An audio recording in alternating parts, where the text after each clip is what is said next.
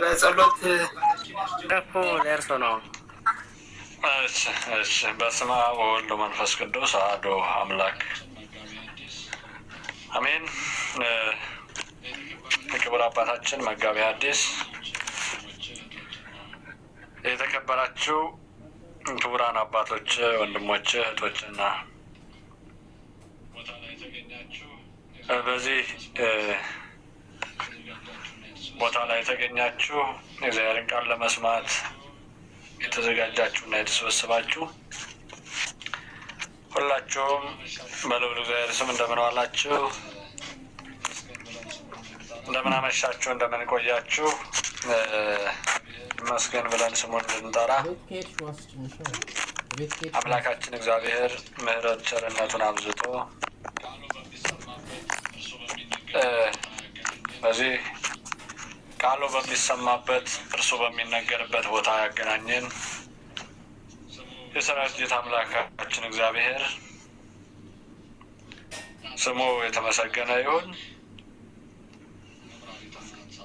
እናታችንም አምላክ ወላዲተ አምላክ አቁራሪተ መዓት ሳሊተ ምሕረት ምራገ ጸሎት ድንግል ማርያም ክብርና ምስጋና ይድረሳት። ቅዱሳን መላእክት ጥበቃ፣ የጻድቃን ሰማዕታት ምልጃ ጸሎት በረከት አይለየን።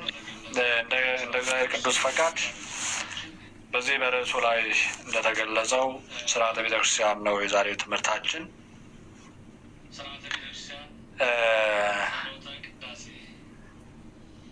ስርዓተ ቤተክርስቲያን ጸሎተ ቅዳሴ። እግዚአብሔር ይስጥልን። ዛሬ የምንጀምረው ጸሎተ ቅዳሴ ነው።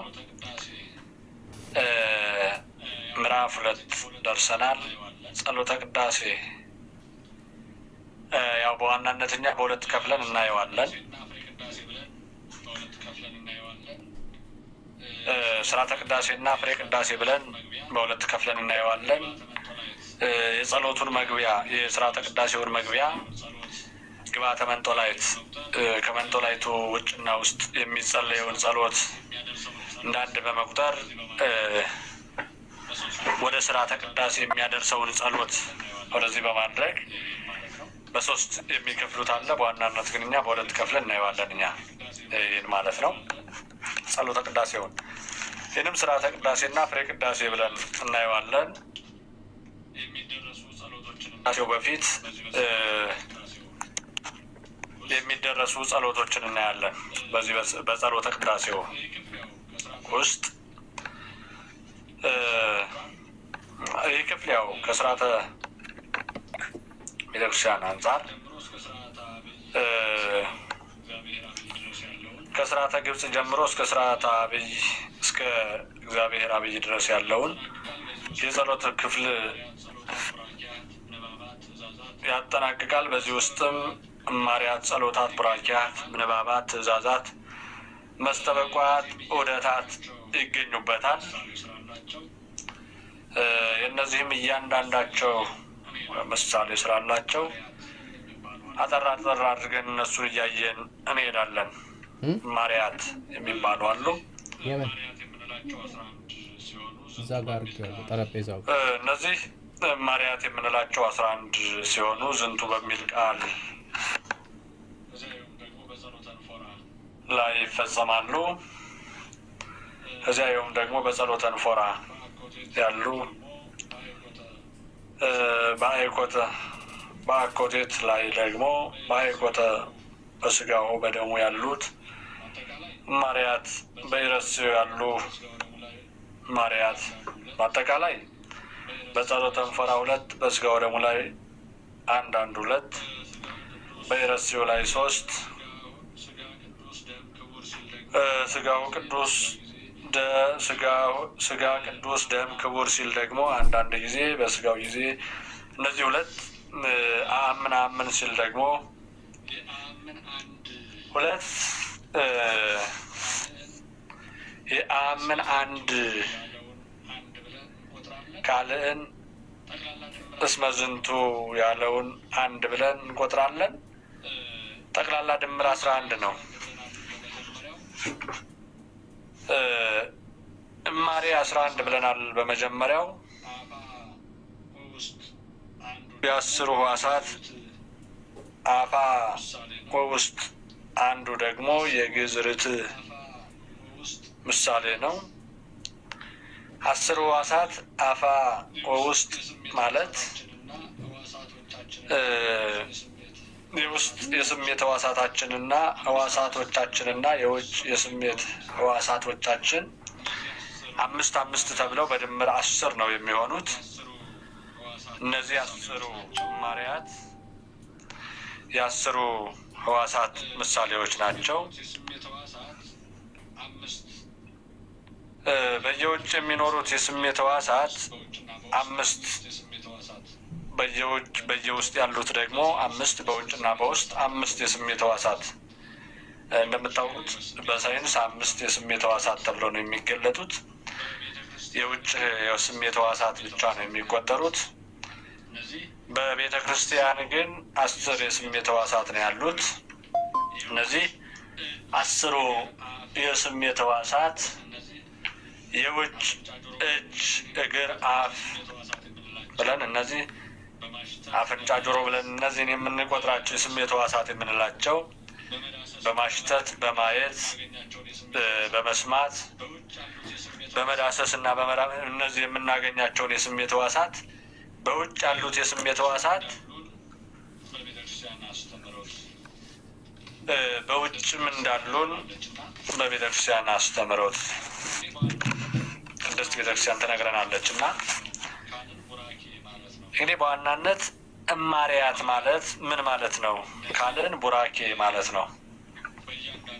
እማሪያት እነዚህ በእያንዳንዱ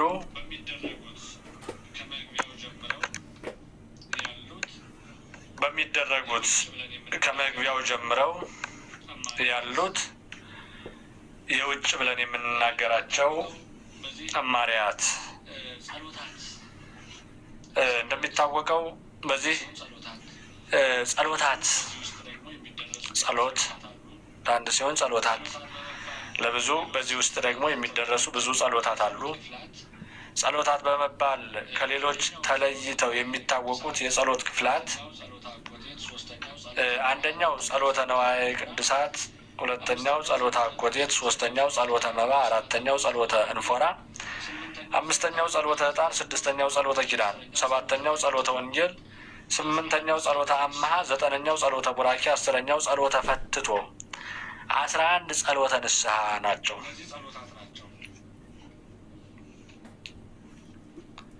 እነዚህ ጸሎታት ናቸው። እንግዲህ እነዚህ ሁሉ ጸሎታት 11 ቢደግሙ እሺ፣ ጸሎተ ነዋየ ቅድሳት፣ ጸሎተ አኮቴት፣ ጸሎተ መባ፣ ጸሎተ እንፎራ፣ ጸሎተ ዕጣን፣ ጸሎተ ኪዳን፣ ጸሎተ ወንጌል፣ ጸሎተ አምሃ፣ ጸሎተ ቡራኬ፣ ጸሎተ ፈትቶ፣ ጸሎተ ንስሐ። ጸሎተ ንስሐ ጸሎተ ነዋየ ቅድሳት በእያንዳንዱ ይህን ያልናቸውን እንመጣባቸዋለን። ዝርዝራቸውን በእርግጥ ያዙና እያንዳንዳቸው ጸሎተ ነዋየ ቅድሳት ማለት ለምን የሚጸለይ ጸሎት ነው? ጸሎተ አኮቴትስ ለምን የሚጸለይ ነው? ጸሎተ መባ እያንዳንዳቸውን እናያለን። ዝርዝራቸው ግን አንደኛው ጸሎተ ነዋየ ቅድሳት፣ ሁለተኛው ጸሎተ አኮቴት፣ ሶስተኛው ጸሎተ መባ፣ አራተኛው ጸሎተ እንፎራ፣ አምስተኛው ጸሎተ ዕጣን፣ ስድስተኛው ጸሎተ ኪዳን፣ ሰባተኛው ጸሎተ ወንጌል፣ ስምንተኛው ጸሎተ አምሃ፣ ዘጠነኛው ጸሎተ ቡራኬ፣ አስረኛው ጸሎተ ፈትቶ፣ 11ኛው ጸሎተ ንስሐ። 11 ጸሎታት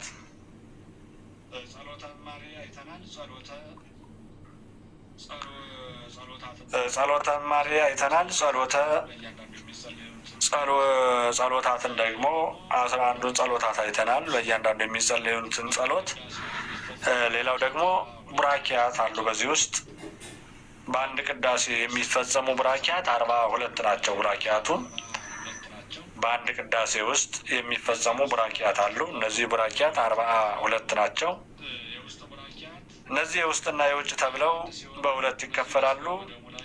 የውስጥ ቡራኪያት 21 ሲሆኑ እነዚህ በስጋው በደሙ ላይ ብቻ ይፈጸማሉ። አፈጻጸማቸውም እስከ ሀበነ ድረስ ያሉት ናቸው። 15ቱ በካህኖች ሲባረኩ አመን ላይ ያሉት 6ቱ ደግሞ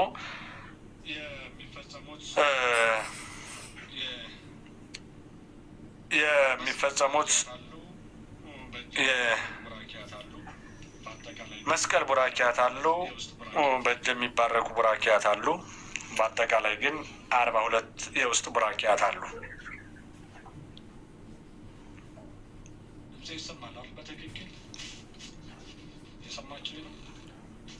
ድምጼ ይሰማል አይደል? በትክክል እየሰማችሁ ነው?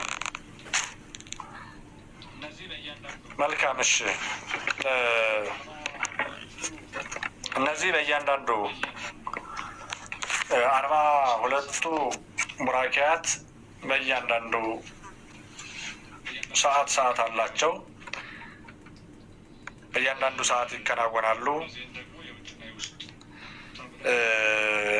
እነዚህን ደግሞ የውጭና የውስጥ ተብለው 42ቱ 22ቱ 22ቱ የውጭ 22ቱ የውስጥ ተብለው በሁለት ይከፈላሉ እና አሁን እየፈጠንኩ እየሄድኩ ያለሁት ከዚያ ከጸሎታቱ ጀምሮ እያንዳንዱ ስለምናየው በሚል ነው እና በጸሎተ ንፉራ ባርኮ ለዝንቱ ህብስት እያለ ስለ ቅዱስ ስጋው የሚባረክ ቡራኬ ነው። ወቀድሶ ለዝንቱ ጽዋ ስለ ክቡር ደሙ የሚባረክ ቡራኬ ነው። ወአንጽሖሙ ለክልኤሆሙ ብሎ ደግሞ ሁለቱን በአንድነት የሚያከብርበት ቡራኬ ነው። ይሄ አይኮተ ሲል ደግሞ አመሰገነ ስለ ስጋው፣ አይኮቶ ሲል ደግሞ ደሙን ስለ ቅዱስ ስለ ክቡር ደሙ፣ ይረስዮ ስጋሁ ሲል ስጋውን፣ ወደሞ ሲል ደሙን፣ ለእግዚእነ ሲል ደግሞ ሁለቱን። ለምን ቅዱስ ስጋውና ክቡር ደሙ ለእግዚእነ ማለት ከአምላካችን ከጌታችን ከኢየሱስ ክርስቶስ የተገኙ ስለሆኑ ቅዱስ ስጋውና ክቡር ደሙ እግዚእነ ብሎ ሁለቱን በአንዴ ይባርካል። እነዚህ በአጠቃላይ አሁን ያልናቸው 6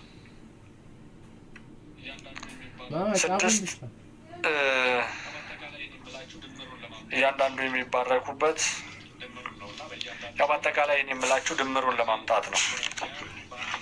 ድምሩን ነው እና በእያንዳንዱ ግን እነዚህ ቡራኪያት በአንድ ቅዳሴ ውስጥ 44ቱ ቡራኪያት 22ቱ የውጭ 22ቱ የውስጥ ተብለው የማይቀሩ ናቸው። እንግዲህ የውስጥ ቡራኪያት አሉ፣ የውጭ ቡራኪያት አሉ። የአፋ ቡራኪያት የምንላቸው የውጩን ነው።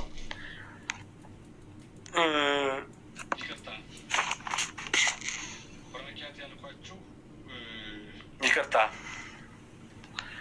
ቡራኪያት ያልኳችሁ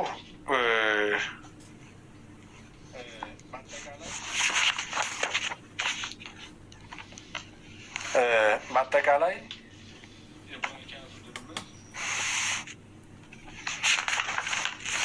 የቡራኪያቱ ድምር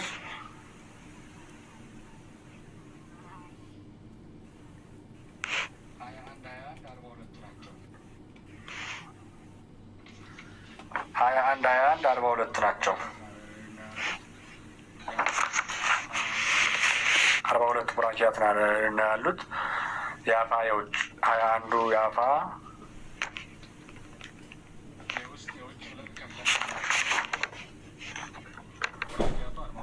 የውስጥ የውጭ ብለን ከፍለን የምናያቸው ማለት ነው። ቡራኪያቱ 42 ናቸው። 42 ስለዚህ 21 ናቸው። እንግዲህ በእነዚህ በእያንዳንዱ በጸሎቱ ጊዜ በሚጸልዩበት በአፋ ቡራኪያት እንዲሁ እነዚህ 21 ቡራኪያት የማዕዝና ተቅድሳት አዝዕርትና አትክልት ወዘተ ሳይቆጠሩ በሰው ልጆች ላይ ብቻ በመስቀል የሚፈጸሙ ናቸው። ቁጥራቸውም የሚከተለው ነው። በሰው ልጆች ብቻ የሚፈጸሙ ናቸው 21። ይህ ማለት ስለ አዝርዕት፣ ስለ አትክልት የሚጸለዩ ጸሎት አሉ። እነዚህ ግን 21ዱ በሰው ልጆች ብቻ ያደረጉ ናቸው። ትኩረታቸው በሰው ልጆች ብቻ ያለ ነው እና ስለ ራሱ፣ ስለ ህዝቡ፣ ስለ ቀዳሲያኑ፣ ስለ አስቀዳሲያኑ የሚደረጉ ቡራኬ ናቸው እና ይህን አንዳንድ ጊዜ አርህቅ እምኔ እያለ ሲጠራ ስለ ራሱ የሚያደርገው ጸሎት ነው። አርህቅ እያለ ስለ ራሱ የሚጸልይበት ጸሎት አለ። ወእምነ ኩሉ ሲል ስለ ህዝቡ የሚጸልይ ነው፣ በህዝቡ ሁሉ ያለውን ማለቱ ነው። ወእም ዝንቱ ሲል ደግሞ በመንበሩ ዙሪያ ከእሱ ጋር በአገልግሎት የተሰማሩትን በአገልግሎት ያሉትን ስለ እነርሱ የሚጸለይ ጸሎት ነው። በዚህ ላይ በእያንዳንዱ ስለ ራሱ፣ ስለ ህዝቡና ከእርሱ ጋር በአገልግሎት ስለተሰማሩት ሲጸልይ 3 ማለት ነው። 3 ተብሎ ነው የሚያዝ በዚህ ውስጥ ያለው። በፍታት ዘወልድ ደግሞ ቀሲስ ወዲያቆን ወካህናት ሲል ካህናቱን ወክሎ፣ ህዝብ ሲል ደግሞ ህዝቡን ወክሎ በቀዳሲያኑ ያሉት፣ ወምስኪናትያኒ ሲል ደግሞ ራሱን ስለ ራሱ፣ በዚህም ደግሞ ስለ ካህናቱ ዲያቆናቱ አለ፣ ስለ ህዝቡ አለ፣ ስለ ራሱ አለ። 3 ነው። የዚህም ደግሞ አንዳንድ ተብሎ 3 ተብሎ ነው። ወቀባ ሲል ደግሞ ራሱን፣ ወባረክ ሲል ህዝቡን ስለ ራሱ መጀመሪያ ራሱ ላይ ቡራኬ ላይ ብዙ ጊዜ የምታዩ ከሆነ ቅዳሴ ላይ አባቶቻችን በይበልጥ ሊቃነ ጳጳሳት ካሉ ሊቃነ ጳጳሳት፣ ሊቃነ ጳጳሳት ከሌሉ ደግሞ ቆሞሳት በክብር በስልጣን የሚበላለጡ ቤተክርስቲያን ያው እንግዲህ ከፍ ያለው በስልጣን በማዕረግ በቁምስና በክህነት በእድሜም ከፍ ያለው የበለጠው ስለሚባርክ በዚህ ቡራኬ ጊዜ መጀመሪያ የትኛው የቤተክርስቲያን አገልጋይ ከጳጳስ ጀምሮ እስከ ካህናት ድረስ ያሉት መጀመሪያ ራሳቸውን ነው የሚባርኩት። ከዚያ በኋላ ወደ ህዝቡ ነው የሚባርኩ። እንደዚህ እያደረጉ ነው። ስለ ካህናቱ የሚባረክ ቡራኬ አለ፣ ስለ ህዝቡ የሚባረክ ቡራኬ አለ፣ ስለ ራሱ ደግሞ የሚባርኩ ቡራኬ አለ። ስለዚህ በዚህ መልኩ አለ። ይህ ማለት ፍትሐት ዘወልድ ላይ እየደገሙ እያነበቡ ባሉበት ላይ የሚጸለይ ጸሎት ነው። በጸሎተ ንስሐ ላይ ደግሞ ረስየነ ፍትሐነ ሲል 3 ጊዜ የሚባረክ ቡራኬ አለ። እለጸዋይ ከሲል ደግሞ አንድ አለ። አድን ህዝበከ ወባርክ ርስተከ የሚለው ደግሞ 3 ጊዜ ነው። እሱ አድን ህዝበከ ወባርክ ርስተከ፣ አድን ህዝበከ ወባርክ ርስተከ እያሉ የሚባለው ቡራኬ 3 ጊዜ ነው። እነዚህ በአጠቃላይ አሁን እየተናገርን ያለ ነው። የውጭ የምንላቸው በመስቀል መጋረጃው ተከፍቶ ህዝቡ ላይ የሚባረከው የውጭ ቡራኪያት የመስቀል ቡራኪያት። ከዚያ ውጭ ደግሞ በቅዱስ ሥጋውና በክቡር ደሙ ላይ በውስጥ የሚደረጉ ቡራኪያት ነው 21 ያልናቸው። ስለዚህ የውጭና የውስጥ የምንላቸው ይሄ ነው። ያው ክርስቶስ ሲሰቀል ጨረቃ ደም ስትሆን ፀሐይ ጨልማለች እና ልክ የፀሐይን መጨለም የክርስቶስን ሥጋ እንደከለለው ሁሉ የፀሐይ መጨለም የክርስቶስ ርቃን እንዳይታይ አድርጎታል። የክርስቶስ ቅዱስ ሥጋ በመስቀል ላይ እያለ የተሰቀለውን ክርስቶስን እንዳያዩት አድርጎታል። ስለዚህ ያን የተሰቀለውን ክርስቶስን ካህናት ሲፈትቱት ደግሞ እንዳይታይ በመጋረጃ ይከለላል በቅዱስ ሥጋው ላይ። ስለዚህ በዚህ ላይ የሚባረክ ቡራኬ ነው 21 ቡራኬ ያለው። በምን ላይ ያ ፀሐይ የክርስቶስን ሥጋን እንደከለለችው ሁሉ አሁንም ደግሞ እኛ በመጋረጃ እንከልለዋለን።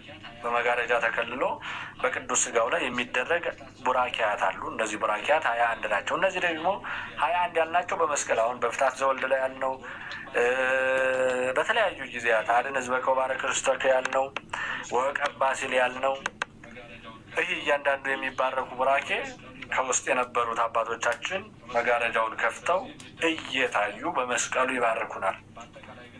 በመስቀሉ ይባርኩናል። በዚህ የሚደረጉ ቡራኪያት ናቸው እነዚህ እና በአጠቃላይ ግን ድምሩ በዚህ ልክ ናቸው 21 ናቸው እና በእርግጥ በዚህ መካከል አለ ዘኮነ ንጹሕ ካለ በኋላ ደግሞ ያለ አፋ ቡራኬ የሚባረኩ ቡራኪያት አሉ። የማለት ንጹሕ የሆነ ከሥጋው ከደሙ ይቀበል፣ ንጹሕ ያልሆነ ግን ንስሐ ያልገባ ንጹሕ ያልሆነ ቢኖር ንስሐ ገብቶ ቅዱስ ሥጋውን ክቡር ደሙን ለመቀበል እስኪበቃ ድረስ ራሱን በእርሱ ኃጢአት በእርሱ በደል እኔ አልጠየቅም ብሎ ካህኑ እስከሚያወጅበት ድረስ ያሉት እነዚህ ቡራኪያት 21 ቡራኪያት እስከዚህ ድረስ ነው የሚፈጸሙት። ከዚህ በኋላ የሚፈጸም አንድ አለ። አድን ሕዝበከ ወባርክ ርስተከ የሚለው በመስቀል የሚባረክ ቡራኪ ነው። ይህ የመጨረሻው አድን ሕዝበከ ወባርክ ርስተከ እያሉ አባቶቻችን የሚባርኩት ቅዳሴ እትኡል ይባል መቃረቢያው ላይ ያለው እሱ በመስቀል ነው። ከዚያ ውጭ ያሉት ግን ዘኮነ ንጹሐ ንጹሕ የሆነ ከቅዱስ ሥጋው ከክቡር ደሙ ይቀበል በደል የሌለበት ኃጢአት ያልሰራ። ይህ ማለት ኃጢአት ሰርቶ ንስሐ የገባ በደል ሰርቶ ስለ በደሉ ያለቀሰ ያነባ ወደ እግዚአብሔር የወደቀ የተነሳ ንስሐ የገባ ንጹሕ የሆነ ቢሆን ግን ይቅረብ ብለው ካወጁ በኋላ ያሉት እነሱ የውስጥ ቡራኪያት ይባላሉ ማለት ነው። እንግዲህ እነዚህ ያው ትእዛዛው ጸልዩ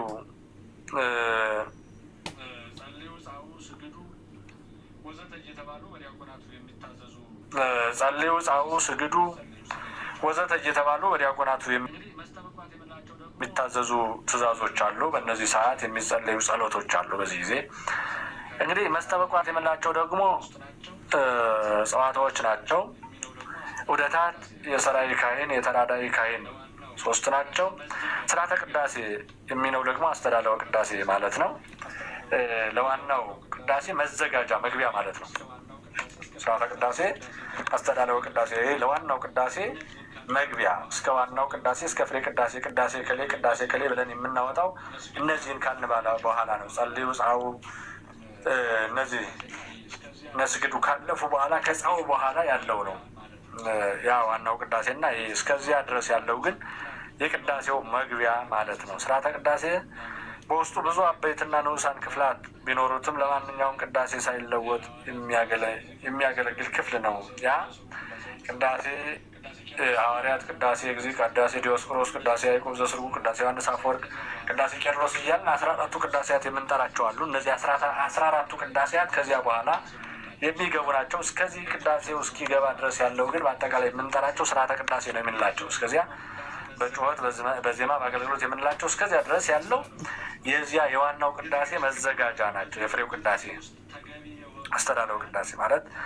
የዝግጅት ክፍል ማለት ነው። በዚህ የዝግጅት ክፍል ውስጥ ተገቢ የሆኑ ነዋያት በየመልካቸውና በየቦታቸው ሆነው ለተመደቡበት አገልግሎት እንዲውሉ ይዘጋጃሉ። በደንብ ስሙ። አስተዳለወ ቅዳሴ በዚህ ውስጥ የዝግጅት ክፍል ማለት ነው። በዚህ የዝግጅት ክፍል ውስጥ ተገቢ የሆኑ ነዋያት በየመልካቸውና በየቦታቸው ሆነው ለተመደቡት አገልግሎት እንዲውሉ ይዘጋጃሉ። ሆኖም ይሄ ክፍል ጸሎተ አፋና ጸሎተ ግብአተ መንጦላዕት ተብለው በሁለት ይከፈላሉ። ጸሎተ አፋና ጸሎተ ግብአተ መንጦላዕት ተብለው በሁለት ይከፈላሉ። ጸሎተ አፋ ማለት የውጭ ጸሎት ማለት ነው። የውጭ ጸሎት። ግብአተ መንጦላዕት ማለት ደግሞ ከመጋረጃው ውስጥ ሆኖ የሚጸልየው ጸሎት፣ የውስጥና የውጭ ጸሎት ተብለው በሁለት ይከፈላሉ። ጸሎተ አፋ የውጭ ጸሎት ማለት ነው። ጸሎተ አፋ አንደኛ ጸሎተ አፋ ይሄ የውጭ ጸሎት ነው። ጸሎተ አፋ ይሄ የአፋ ጸሎት በራሱ ጸሎት ምስራቅና ጸሎተ ምዕራብ ተብሎ በሁለት ይከፈላል። ይሄ ጸሎተ አፋ የምንለው የውጭ ጸሎት። አሁን ያለነው ገና ወደ ቅዳሴ አልገባንም፣ ወደ ስርዓተ ቅዳሴም አልገባንም። እስካሁን የነገርኳችሁ የጸሎተ ቅዳሴ አጠቃላይ ከመግቢያው እስከ ላይ ድረስ ያለው የቡራኪያቱን የማሪያቱን ጸሎታቱን ነው። ጸሎታቱን እማሪያቱን 11 አለ፣ ጸሎታቱን 11 አለ፣ ቡራኪያቱን ደግሞ 42 አለ። ይህ እስከ መቼ ነው ያለው? እስከ መጀመሪያው ጸሎት ጀምሮ እስከ ፍጻሜው ያለው ነው ጸሎተ ቅዳሴ የምንለው አጠቃላይ ጸሎተ ቅዳሴ። አሁን ወደ ጸሎተ ቅዳሴ እየገባን ስለሆን የጸሎተ ቅዳሴ መግቢያው ማለታችን ነው። የጸሎተ ቅዳሴ መግቢያው ደግሞ ስንት ነገር አይተናል? 3 ነገር። ምን እማሪያት፣ ጸሎታት፣ ቡራኪያት። እማሪያት 11 ነው አለን፣ ጸሎታት 11 ናቸው አለን፣ ቡራኪያት ደግሞ 42 ናቸው አለን። እስከ መቼ ያለው ጸሎታትና እማሪያት ቡራኪያት ካልን ደግሞ ከመጀመሪያው ከጸሎት ከመግቢያው ጀምሮ እስከ ፍጻሜው ያለው ነው። አሁን ላይ ግን አስተዳለወ ቅዳሴ የቅዳሴው የስርዓተ ቅዳሴው መግቢያ ያለው፣ ስርዓተ ቅዳሴው ደግሞ የፍሬ ቅዳሴው መግቢያ ነው። ከስርዓተ ቅዳሴው በፊት ግን የስርዓተ ቅዳሴው መግቢያ አለው። መግቢያው ምንድን ነው? ጸሎት ነው። ጸሎቱ ደግሞ ምን ይባላል? ጸሎተ አፋአና ጸሎተ ግባተ መንጦላይት። ጸሎተ ግባተ መንጦላይት ማለት በቅድስቱ ላይ ካህኑ ቀድሞ የሚጸልየው ጸሎትና ከዚያ ደግሞ ከቅድስቱ ወደ መቅደሱ ገብቶ በግባተ መንጦላይት በመጋረጃው ከመጋረጃው ውስጥ መቅደስ ብለን የምንጠራው መቅደስ ካህናት አባቶቻችን ገብተው ጸሎተ ቅዳሴያቱን በሚያጠናቅቁበት ውስጥ ገብቶ የሚጸልየው ጸሎት አለ። እንግዲህ ጸሎተ አፋ የውጭ ጸሎቱ በሁለት ይከፈላል ብለናል። የአፋው ጸሎት በራሱ ጸሎተ ምስራቅና ጸሎተ ምዕራብ ተብሎ በሁለት ይከፈላል። ወደ ምስራቅና ወደ ምዕራብ ዙረው የሚጸልዩት ጸሎት፣ አንደኛው ጸሎት ዘመንገለ ምዕራብ የመጀመሪያው ወደ ህዝቡ ዙሮ ነው የሚጸልየው። በዚህ መካከል ልብሱን ሳይለብሱ ልብሱን ክንዳቸው ላይ አድርገው መቅደሱ በር ላይ ቆመው ህዝቡ ባለበት ወደ ህዝቡ ዙረው ወደ ምዕራብ እነሱ ወደ ምዕራብ ዙረው ህዝቡ ያው እንግዲህ ወደዚህ ነው የሚዞረው ወደ ምስራቅ፣ በዚያ ላይ ዙረው ከመቅደሱ ውጭ የሚጸልዩት ጸሎት ማለታችን ነው።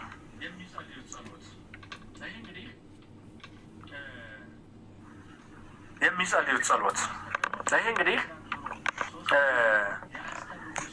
ካህኑ ከሁሉ አስቀድሞ ፊቱን ወደ ምስራቅ ዙሮ 3 ጊዜ የአስተብርኮ ስግደት ሰግዶ አቡነ ዘበሰማያት ይደግማል። ይህን ሲፈጽም 1 ጊዜ እጅ ይነሳል። ከዚህ በኋላ ካህናቱና መላው ህዝብ እየዞረ ይቅርታ ይጠይቃል።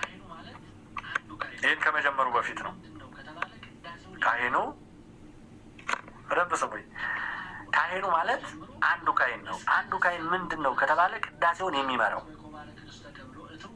ከአሃዱ አብ ቅዱስ ጀምሮ እስከ ፍጻሜው ድረስ አድን ህዝበ ኮባረ ክርስተ ተብሎ እትው ብሎ እስከሚያሰናብተው ድረስ ዲያቆኑ ካህኑን የሚመራው አንድ ቄስ ነው። እሱ ያ ቅዳሴውን የሚመራው ካህን መጀመሪያ ምን ያደርጋል? 3 ጊዜ ያስተብርኮ ስግደት ፊት ለፊት በመቅደሱ ቆሞ ፊት ለፊት ይሰግዳል። 3 ጊዜ ይሰግዳል። 3 ጊዜ ያስተብርኮ ስግደት ከሰገደ በኋላ አቡነ ዘበሰማያት ይደግማል። ይህን ሲፈጽም 1 ጊዜ እጅ ይነሳል። ከዚህ በኋላ ካህናቱን መላውን ህዝብ እየዞረ ይቅርታ ይጠይቃል። አውቄም አላውቅም በድያችሁ አስከፍቻችሁ አሳዝኛችሁ ከሆነ ለምን ይሄ ሰው ክርስቶስን ወክሎ የክርስቶስን ቅዱስ ስጋና ክቡር ደም የሚፈትተው ካህን ማለታችን ነው። ካህን ማለታችን ነው። ይሄ ነው። ከዚያ በኋላ አዋጁንም የሚያወጀው ንጹሕ የሆነ ወደ ቅዱስ ስጋ ወደ ክቡር ደሙ ይግባ። ድምጼ ይሰማል አይደል? እሰማለሁ እያለ የሚያወጀው ለዚያ ነው። እሱ መጀመሪያ ይቅርታ ጠይቋል። እሱ ህዝቡን ተለማምጧል። በደል ሳላውቅ ያስከፋችሁ ካሉ ይቅር በሉ እያለ ከበደል ከኃጢአት ንጹሕ ሆኖ ነው ወደዛ የሚቀርበው። ይህን ሁሉ አድርጎ ይቅርታ ጠይቆ እጅ ነስቶ ተለማምጦ ያውም እየዞረ ነው ይቅርታ የሚጠይቀው። እንግዲህ ይቅርታ ይጠይቃል። በአዎንታዊ አርአያነቱም ብዙዎቹን ይለውጣል። ሲፈጽምም ከድርገት መውረጃው ላይ ሆኖ ፊቱን ወደ ምዕራብ ዙሮ ጸሎተ ህዝብ ይደግማል። ጸሎተ ህዝብ ይህን ይቅርታውን ጠይቆ ዙሮ ይቅርታ ብሎ ከጠየቀ በኋላ ጸሎተ ህዝብ ወደ ህዝቡ ዙሮ መንገለ ምዕራብ ነው ያለ ነው። አሁን ወደ ምዕራብ ዙሮ የሚጸልየው ጸሎት ላይ ነው ያለ ነው። ወደ ምዕራብ ዙሮ ጸሎቱን ይጀምራል። ጸሎተ ህዝብ የሚባለው በስመ አብ ወወልድ ወመንፈስ ቅዱስ አሐዱ አምላክ ስርዓተ ቅዳሴ ዘይደሉ ለቀሲስ ወለዲያቆን ወለኩሉ ህዝብ በከመ ስርዓተ አበዊነ ቅዱሳን ከሚለው ጀምሮ እስከ መዝሙራቱ ፍጻሜ ድረስ ይላል። በዚህ ውስጥ የተቀመጠ በመጽሐፈ ቅዳሴው ላይ የመግቢያ ጸሎት ይሄ ማለት ስርዓተ ቅዳሴ ዘይደሉ ለቀሲስ ወለዲያቆን ወለኩሉ ህዝብ በከመ ስርዓተ አበዊነ አባቶቻችን እንደፈጸሙት እንዳከናወኑት ለካህን ለዲያቆን ለህዝብ የሚገባ የቅዳሴ ጸሎት ይልና ይጀምራል። ይሄ የቅዳሴ ጸሎት እያለ ይጀምርና ይህን ጸሎት መዝሙራት አለው። በነገራችን ላይ እንደዚህ አጭር አይደለም፣ ረዥም ጸሎት ነው። ይህን ጸሎት ጨርሶ ደግሞ አከናውኖ ነው ከዚያ በኋላ ወደ ምስራቅ የሚዞረው። በብዙ መጻሕፍት ውስጥ ግን ስርዓተ አበዊ ነው ይላል እንጂ ስርዓተ ግብጽ አይልም። ይህ ጸሎት ግን ስርዓተ ግብጽ መባሉ የግብጾች የበላይነት። ሚውት አድርጉልኝ፣ ሚውት ያላደረገ ሰው ኪዳነ ምሕረት ሚውት።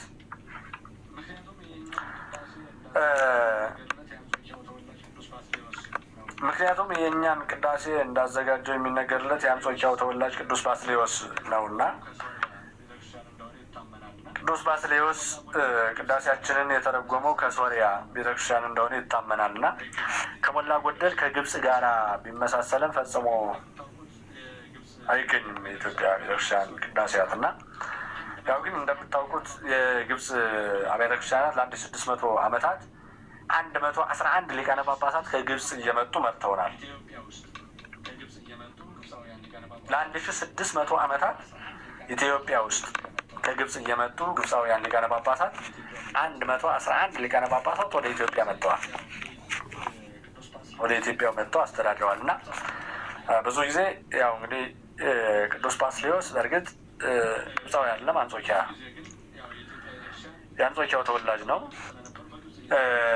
ብዙ ጊዜ ግን ያው የኢትዮጵያ ቤተክርስቲያን መሪዎቿ በግብጽ ስለነበሩ በግብጽ እየተባለች ትጠራም ስለነበረ ያ ስርዓተ አበዊነ ተብሏል እና ሆኖም ግን የሚለው ጸሎት ቄስ ወይም ዲያቆን እንዲያነበው ያዛል። ስለዚህ እንደ ሃይማኖት አበው በስርዓተ ቁርባን ጊዜ እንዲነበብ እንጂ ከዚህ እንዲነበብ አልነበረም። ምክንያቱም በ1918 ቅዳሴው ከታተመ ወዲህ ለዝግጅት መጀመሪያ ሆኖ ቢቀርብም ከዚያ በፊት በነበሩት የብራና መጻሕፍት ተጽፎ የሚገኘው በስርዓቱ ፍጻሜ ላይ ብቻ ነው እና ቀጥሎ የንስሐ ጸሎት ይጸለያል። ቅድሚያ የንስሐ ጸሎቱን መጸለዩ አእምሮው ጎልማሳ መንፈሱን ተሐድሶ ጸጥታ አግኝቶ ነፍሱ ነጽታ እውነተኛ ቀዳሽ ይሆን ዘንድ ነው።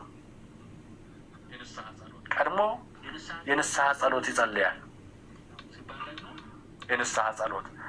የንስሐ ጸሎት የሚጸልየው ለምንድን ነው ሲባል ደግሞ የንስሐ ጸሎቱ መጸለዩ አእምሮ ጎልማሳ መንፈሱ ተሐድሶ ጸጥታ አግኝቶ ነፍሱ ነጽታ እውነተኛ ቀዳሽ ይሆን ዘንድ። ይህ ማለት ከስጋዊ ሀሳብ፣ ከስጋዊ አስተሳሰብ፣ ከስጋዊ ፍላጎት ርቆ ፍጹም መንፈሳዊ ሆኖ በአዲሱ መንፈስ ታድሶ። ጎልማሳ ማለት ወጣት ማለት ነው። ወጣት ደግሞ ጉልምስናው ያልተወገደበት እርጅና ያልያዘው ምንድን ነው ከተባለ ገና ትኩስ ኃይል ያለው ጥሩ አቅም ያለው ጉልበት ያለው ማለት ነው። ይህ ደግሞ መንፈሳዊ አቅሙ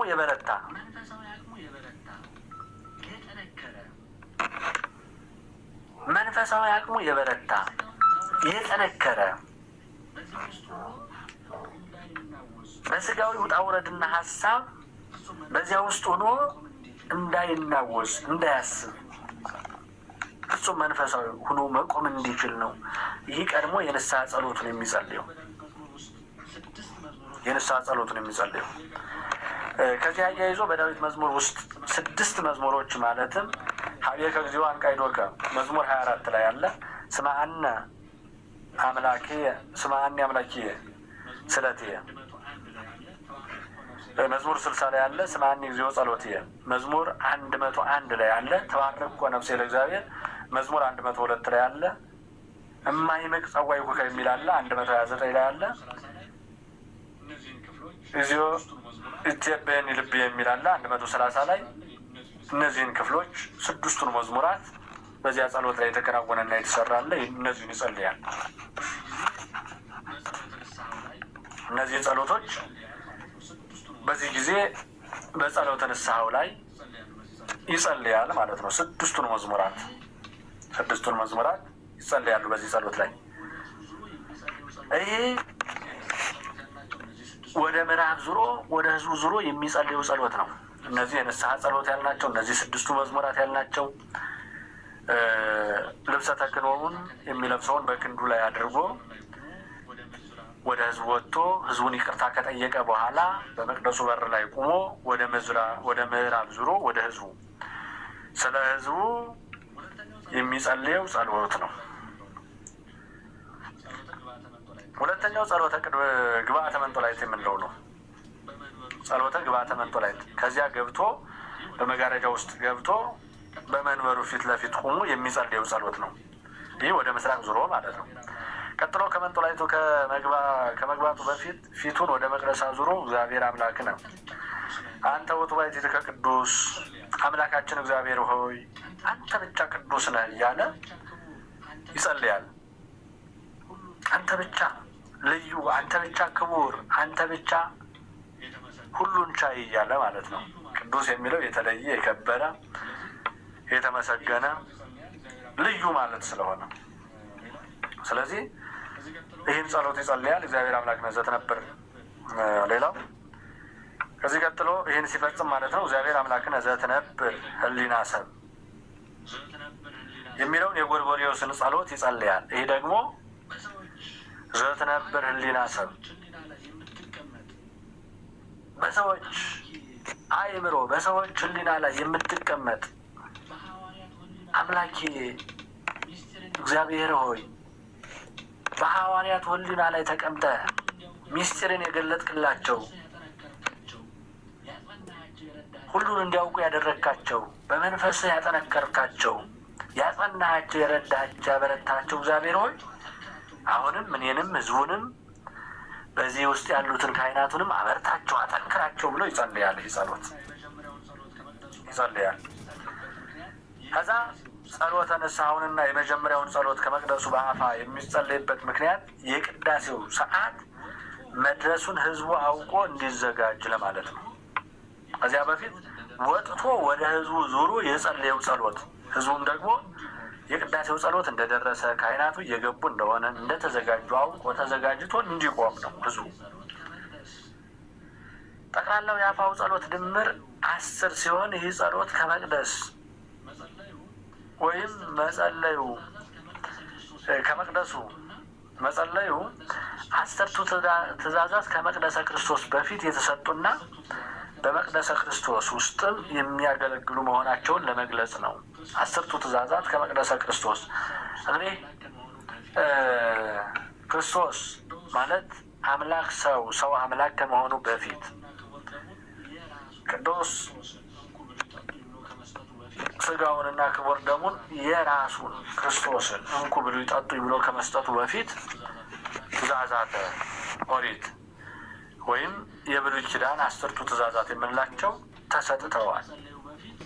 ስለዚህ እነዚህ 10ቱን ጸሎት ውጭ መጸለዩ በፊት ያ ክርስቶስ ሰው ከመሆኑ ሰው አምላክ ሰው አምላክ ከመሆኑ ወልድ ወይም ቃል ስጋን ከመዋሃዱ በፊት 10ቱ ትእዛዛት መሰጠታቸውንና በዚያ ላይ ማድሮ እግዚአብሔር ሁሉን ይሰራ እንደነበረ ለማሳየት ነው። እግዚአብሔር በዛ ላይ አድሮ ሁሉን ይሰራ እንደነበረ ለማሳየት ነው። ከዚያ ጸሎተ ግብአተ መንጦላዕት ያልነው ደግሞ ይሄ የመጀመሪያው ወደ ውጭ ላይ የጸለየው ጸሎት ነው።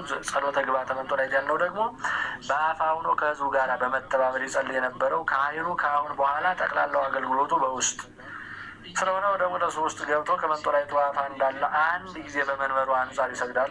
እያንዳንዱ የንዋያተ ቅዱሳት ክፍል ሲነካና የእያንዳንዱንም ስራ ሲሰራ ካህኑ መጸለይ ህግ ነውና ከዚያ አያይዞ ለመቀደሻ የተመደቡ ንዋያተ ቅዱሳትን ከየተቀመጡበት መዛግብት እያወጣ ይባርክና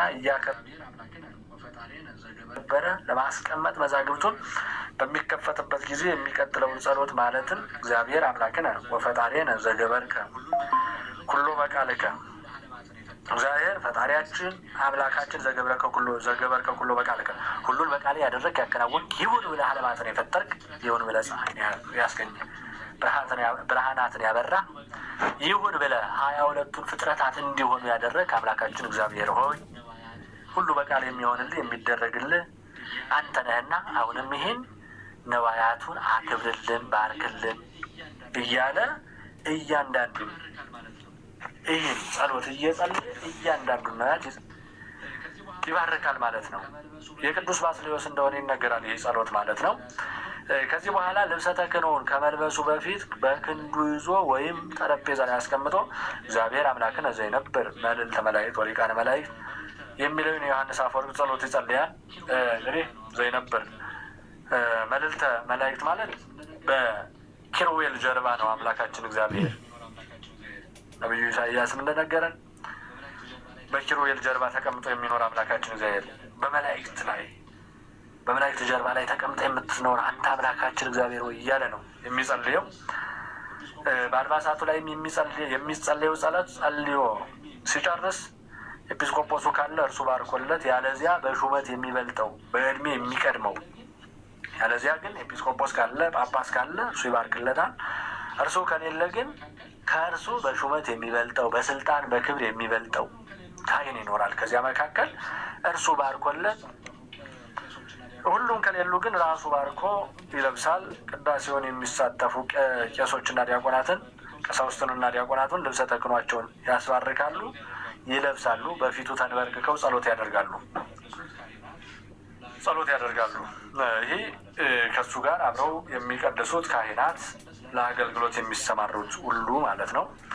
እስካሁን ድረስ ካህኑ ራሱንና ሕዝቡን ለመቀደስ ለራሱ ንጽሐ ስጋና ንጽሐ ነፍስ እንዲኖረው ሲያዘጋጅ፣ ሲጸልይ፣ ሲሰራ ቆይቷል። ከዚህ በኋላ ግን ንዋያተ ቅድሳቱን ያዘጋጃል፣ ይባርካል።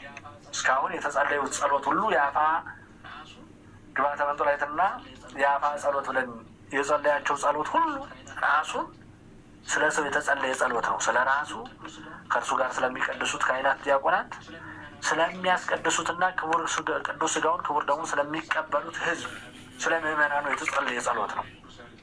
ያ ጸሎተ ንስሐና ይሄ ነቢዩ እግዚአብሔር ቅዱስ ዳዊት መዝሙር ያሳየኋቸው 6ቱ መዝሙራት እነዚህ የተነገሩት በዚህ ውስጥ የተጸለዩት ለዚህ የሚሆን ጸሎት ነው። አጠቃላይ ስለ ራሱ፣ ስለ ሕዝቡ፣ ስለ ካህናቱ የሚጸለዩ ጸሎት ናቸው። እስካሁን የተጸለዩት ጸሎት በዚህ ውስጥ የተዘጋጁት ማለት ነው። እና ከዚህ በኋላ ግን ጸሎተ ነዋየ ቅዱሳት ይህን እንግዲህ በመግቢያ ጸሎታት በሚለው አይተናል። 11 ጸሎታት አይተናል እና እያንዳንዳቸውን እናያለን ብያለሁ። አሁን ላይ ጸሎተ ነዋያተ ቅዱሳት ነው የመጀመሪያው። እነዚህ ጸሎተ ነዋያተ ቅዱሳት የምንላቸው ደግሞ ከታቦቱ ጋር በቤተ መቅደስ ለዘወትር አገልግሎት የሚገኙ ነዋያት ናቸው። ለዘወትር ከቤተ መቅደሱ የማይለዩ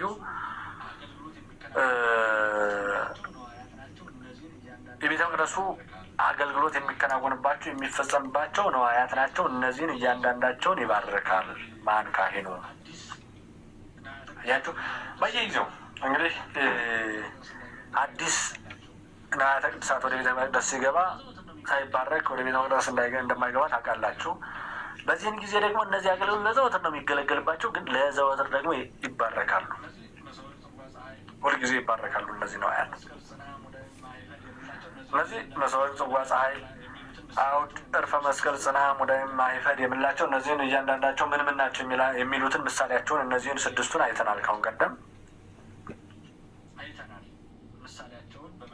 እያንዳንዳቸው አይተናል። ምሳሌያቸውን በመግቢያችን ላይ አይተናል። እሱን ታስታውሳላችሁ። እነዚህ ነዋያት በየተራ ይባረካሉ። በመጀመሪያ ለቤተ መቅደስ አገልግሎት የሚውለውን ሜሮን ተቀብተው ተባርከው ነው ወደ ቤተ መቅደሱ የገቡት። ሳይባረኩ ሜሮን ሳይቀቡ ወደ ቤተ መቅደሱ የሚገቡ ነዋያት የሉንም። ይህ ጸሎት ማለት እጽበት ማለት ነው። እጽበት ማለት መታጠብ ማለት ነው እና ይህ ስለሆነ ደግሞ ዘወትር በቅዳሴ ጊዜ ከ9ኙ 5ቱ በተለዩ ሁኔታ ለእያንዳንዳቸው የቡራኪያት ጸሎት አላቸው። ቡራኪያት ብቻ አይደለም፣ የእያንዳንዳቸው የቡራኪ ጸሎት አላቸው። የእነዚህ ነዋያት የቡራኪያት ጸሎት አላቸው። ጸሎት ማለት ሕጽበት ማለት ነው ብለናል። ሕጽበት ማለት መታጠብ ማለት ነው። ሕጽበት ስለሆነ ነው ጸሎት የማይቋረጠው። ለዚያ ነው እጃችን፣ እግራችን፣ ሰውነታችን በየቀኑ በየጊዜው ካልታጠብ ነው በይበልጥ እጃችን ፊታችንን ተኝተን አድረን ፊታችን ካልታጠብን ሰውን ማየት አንችልም አይደለ? እጃችን ካልታጠብን መውጣት መብላት አንችልም። ለምን? እጅ ስለሆነ ተኝተን አድረን እንኳን ቆሽሾ እናገኘዋለን። ፊታችን ተኝተን ነው ያደርነው፣ ግን አይናችን ተያይዞ እናገኘዋለን። ካልታጠብን ሰዎችን ማየት አንችልም። ስለዚህ በየጊዜው መታጠብ አለብን። ሕጽበት ማለት ነው ማለት ጸሎት ማለት ደግሞ መታጠብ ማለት ነው። ጸሎት አይቋረጥም። እጃችን ፊታችን ለዚህ ነው በበላን ቁጥር ጸሎት እንጸልያለን። በበላን ቁጥር ምን እንላለን? እንታጠባለን ማለት ነው። ወላሂ እንታጠባለን። ጸሎት ሕጽበት ስለሆነ ያ እኛን ክፉ የሚያሰራን በእኛ ውስጥ ያለውን በየጊዜው ያለውን የሚያርቅ የሚያጠፋ የሚያስወግድ ስለሆነ ክፉ መንፈስን ከኛ የሚያርቅ መንፈስ ቅዱስን የሚያሳድር የሚያቀርብ መልካምን የሚያደርግ ስለሆነ ጸሎት። ስለዚህ ጸሎት ማለት በአጠቃላይ ግን ሕጽበት ማለት በዚህ ያዙልኝ። ሁልጊዜ እጃችን እንደምንታጠብ ሁሉ በጸሎት ደግሞ ሁሉን ነገር እናጥባለን። ለዚያም ነው አያችሁ፣ እነዚህ ነዋያት ሁሉም ይጸለይባቸዋል። ነዋያተ ቅዱሳት በቤተ መቅደሱ ያሉት ነዋያተ ቅዱሳት ለዘወትር ሁልጊዜ ጸሎት ይጸለይባቸዋል ማለት ነው። እንግዲህ ጸሎት እየተጸለየ በዚህ ይባረካሉ።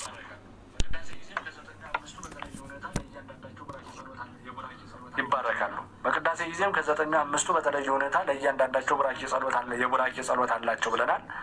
በቅዳሴ ጊዜ ልዩ ጸሎትና ቡራኬ ያላቸው ከስጋውና ከደሙ ጋር ግንኙነት ያላቸው ሲሆኑ እነዚህ መሰወርቅ፣ ዕርፈ መስቀል፣ ጽዋ፣ ፀሐይ፣ ማይፈድ የሚባሉት እነዚህ ሁልጊዜ ከቅዱስ ስጋው ከክቡር ደሙ ጋራ ግንኙነት ያላቸው ስለሆነ ለሁል ጊዜ ጸሎት አላቸው። እነዚህ ማለት ነው ልዩ ጸሎት አላቸው። ከዚህ በኋላ ካህኑ በእያንዳንዱ የመገልገያ ንዋያተ ቅዱሳት ላይ የተለየ ጸሎት ከማድረጉ መጀመሪያ ሁሉም በአንድ ላይ በሚገኙበት ጊዜ የወል የሆነውን እግዚአብሔር አምላክን ኄር ወመሐሪ ወመስተሳይ እያለ ይጸልያል። እግዚአብሔር አምላክን ኄር ወመሐሪ ወመስተሳይ፣ ይቅር ባይ ቸር ምሕረት የበዛ እግዚአብሔር እያለ ስለ እነዚህ ጸሎት በጋራ ሆኖ መጀመሪያ ይጸልያል። ቀጥሎ ግን ጸሎተ ላይ ለማይፈድ እግዚአብሔር እግዚእነ አምላክነ ወመድኃኒነ ጸሎት ላይ ለፀሐይ እግዚአብሔር አምላክነ ኄር ወማሕያዊ ዘሰፋይከ እያለ በእያንዳንዳቸው ላይ እንደገና መልሶ ይጸልያል። ደግሞ በእያንዳንዳቸው ነዋያት ላይ ይጸልያል። እንደዚህ በማሰሩ በፀሐይሉ ላይ ይጸልያል። ጸሎት ላይ ለጽዋ በጽዋው ላይ የሚጸልያል። እግዚአብሔር አምላክነ ኢየሱስ ክርስቶስ አላቴዮን እያለ በዕርፈ መስቀሉ ላይ እንደዚሁ ደግሞ እግዚአብሔር አምላክነ ዘረሰይኮ ድልዎ እያለ ይጸልያል። ስለዚህ እግዚአብሔር አምላክነ ዘይቤሉ ለሙሴ ገብሩ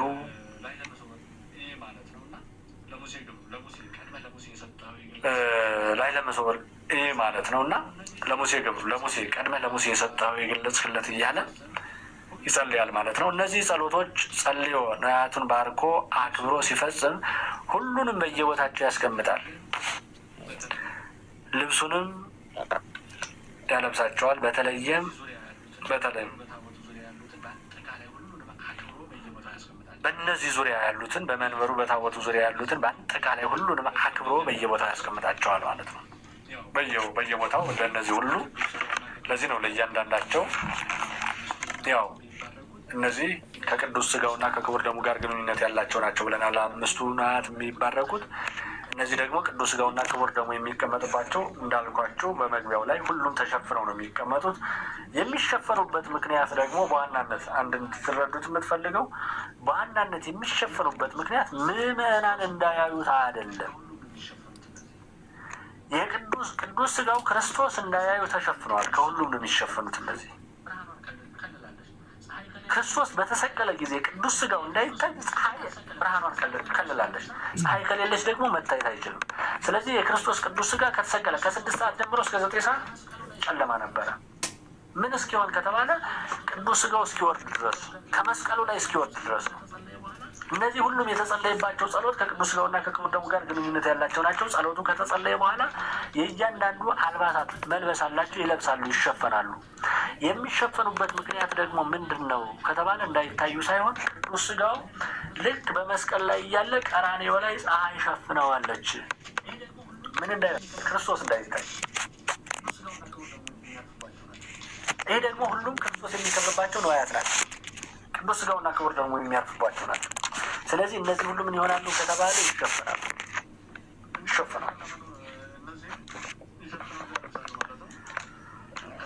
እንግዲህ በጠቅላላ እነዚህን ይሸፍናሉ፣ ያለብሳሉ ማለት ነው። ከዚህ በኋላ እግዚአብሔር ማይመረ ልብ የሚለውን ጸሎት ይጸልያል። ማይመረ ልብ የተሸፈነውን የተከለለውን የእግዚአብሔር የሰዎችን ልብ የሚያውቅ እያለ ጸሎቱን ይጀምራል። ከዚህ በኋላ ወደ ዕጣን ይሄዳል።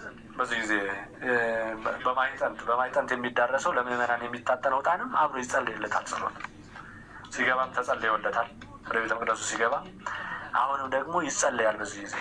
በዚህ ላይ ተጸልዮ ደግሞ ተቀምጠው የሚቀመጣለው ዝም ብሎ አይደለም የሚታጠነው። በነገራችን ላይ እንዲያው ዝም ብሎ እንትን ብሎ የሚደረግ አይደለም። በዚህ ላይ ምን ይላል? በዚህ ጊዜ 5 ቆቆሮች ዕጣን ቋጥሮ ያስቀምጣል ይላል። 5 ቆቆሮች ዕጣን ያስቀምጣል። ይኸው የ5ቱ ኪዳናት ምሳሌ ነው። 5ቱ ኪዳናትም እግዚአብሔር ለወዳጆቹ የሰጣቸው አበይት ኪዳናት ማለት ቁርባና አቤል። 5ቱ ኪዳናት 5ቱን ቆቆር ዕጣን ነው የሚያነሳው። 5ቱ ቆቆር ዕጣን ደግሞ የ5ቱ ኪዳናት የ5ቱ አበይት ኪዳናት ምሳሌ ነው። 5ቱ አበይት ኪዳናት የምትጽፉ ካላችሁ እዘረዝራለሁ፣ እዚህ ላይ የያዝልን ማለት ትችላላችሁ። 5ቱ የቆቆር ዕጣን የ5ቱ ኪዳናት ምሳሌዎች ናቸው። እነዚህ 5ቱ የሚያነሳቸው ማለት ነው። እነዚህም የ5ቱ ኪዳናት 5ቱ ኪዳናት እግዚአብሔር ለወዳጆቹ የሰጣቸው አበይት ኪዳናት ማለትም ቁርባና አቤል። የመጀመሪያው ቁርባና አቤል፣ ሁለተኛው መስዋዕተ ኖህ፣ ሶስተኛው ክህነተ መልከ ጼዴቅ፣ አራተኛው ሩታ አብርሃም፣ 5ኛው መባ ይስሐቅ እና ተልእኮተ ሙሴ ወአሮን እያዛሉ።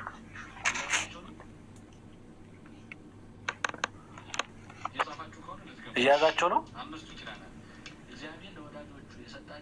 እየጻፋችሁ ከሆነ ልትገሞሽ 5ቱ ኪዳናት እግዚአብሔር ለወዳጆቹ የሰጣቸው አበይት ኪዳናት ማለትም ቁርባና አቤል አንደኛው ቁርባና አቤል፣ ሁለተኛው መስዋዕተ ኖህ፣ አራተኛው ክህነተ መልከ ጼዴቅ፣ 6ኛው ሂሩተ አብርሃምና መባ ይስሐቅ። ሁለቱ አንድ ናቸው። ሂሩተ አብርሃምና መባ ይስሐቅ። 5ኛው ተልእኮተ ሙሴ ወአሮን ተልእኮተ ሙሴ ወአሮን እነዚህን ያደርጋል።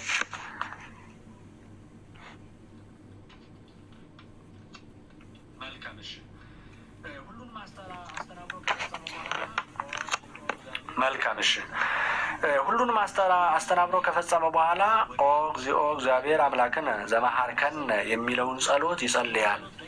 ወደ አብ ምስጋና የሚቀርብበትና ወደ አብ የሚጸለይ በመሆኑ ይህን ጸሎት በእያንዳንዱ የቅዳሴ መጽሐፍ ጸሎት ዘአብ ይለዋል። ነገር ግን ቀጥተኛ ንባቡ ጸሎት ላይ ለመስዋዕ ዘአብ የሚለው ነው። ከዚህ በኋላ ከመዝሙረ ዳዊት ከልዩ ልዩ ቦታ አወጣጥቶ የተዘጋጀውን ማለትም አሌሉያ ወአንሰ በብዛ ምሕረትከ በጉቤተከ ወሰግድ ውስተ ጸአ መቅደስከ በፈርዮትከ እያለ የሚጸለየውን ጸሎት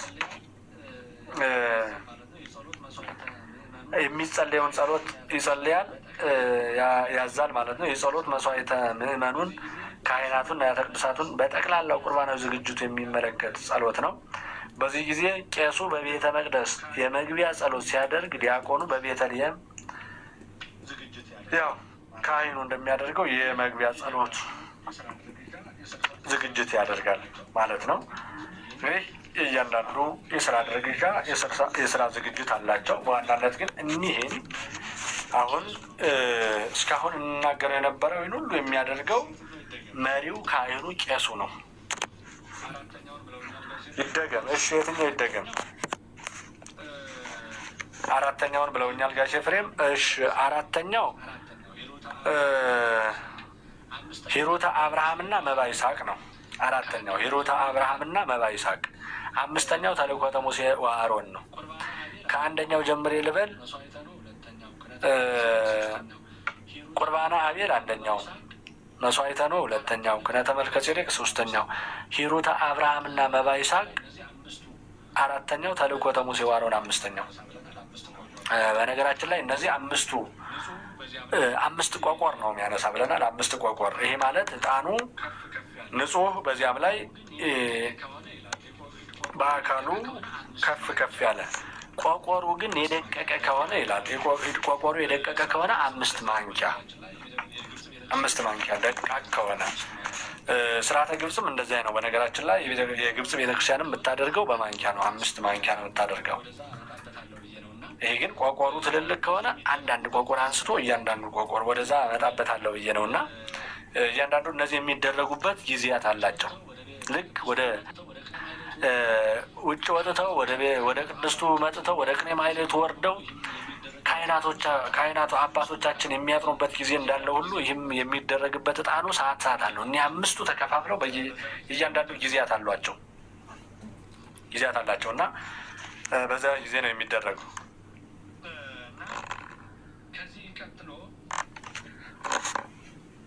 እና ከዚህ ቀጥሎ ልሄድ አይደል? ጨርሳችኋል?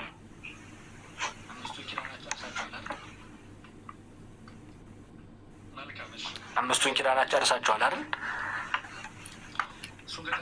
መልካም። እሺ እሱን ከጨረሳችሁ ከዚህ ቀጥሎ ያው ይሄ የዝግጅቱ ስርዓት ነው ብለናል። ሁሉም እያንዳንዳቸው ድርሻ አላቸው፣ ይዘጋጃሉ። በዚህን ጊዜ ግን ዋናውን እያየን ያለ ነው። ዋናው መሪው ካህኑ የሁሉንም የዝግጅት ጸሎት የሚያደርስበት ሰፊውን ረጅሙን ጸሎት የሚያደርስበት ካህኑ ስለሆነ ይህን የመግቢያ ጸሎት የስርዓተ ቅዳሴውን መግቢያ እስካሁን ስርዓተ ቅዳሴ አልገባንም። እንግዲህ የመግቢያው ጸሎት ነው። የጸሎተ ቅዳሴ የስርዓተ ቅዳሴ መግቢያ ጸሎት ነው። እንግዲህ የሚመጠን ግርምት የምትለውን ይጀምራል ማለት ነው። ሁሉ ከተዘጋጅቶ ካለቀ በኋላ ይህ ክፍል የዝግጅት ክፍል አካል ቢሆንም እንደ እስካሁኑ በአንድ ሰው ሳይሆን ይሄ ካህን ዲያቆን የሚል አለ፣ የህዝብ አለ። የሚመጠን ግርምት የሚለው ያው ካህኑ ይላል ይጀምረዋል ማለት ነው። የጠቅላላ ስርዓተ ቅዳሴ መመሪያ መሰረት እንደ ዋናው ቅዳሴ በ3 ተመድቦ ይደረሳል ማለት ነው። ተመድቦ ይደርሳል ማለት ነው። ይህ የመግቢያው ጸሎት አሁን የሚመጠን ግርምት ካለ የስርዓተ ቅዳሴው መግቢያው ነው ማለት ነው ካህናቱ። ከዚህ በኋላ ምነበህ አለ፣ ኩሉ ዘገብር አለ፣ ሀሌሉያ። በትንሣኤ ደግሞ 50ው ትንሣኤ ከሆነ ሀሌሉያ ዮሴፍ ወኒቆዲሞስ ገነዝዎ ለኢየሱስ የሚባለው ባለ 50 በሙሉ የሚባለው ያለ። ከዚህ ቀጥሎ ግን ሁልጊዜ የማይቀረው ሀሌሉያ እመቦ ብእሲ ምእመናን ዘቦአ ቤተ ክርስቲያን የሚለውን የስርዓተ ቅዳሴ መግቢያ ይባላል ማለት ነው። ሀሌሉያ እመቦ ብእሲ ምእመናን ዘቦአ ቤተ ክርስቲያን በጊዜ ቅዳሴ ወይ ሰማ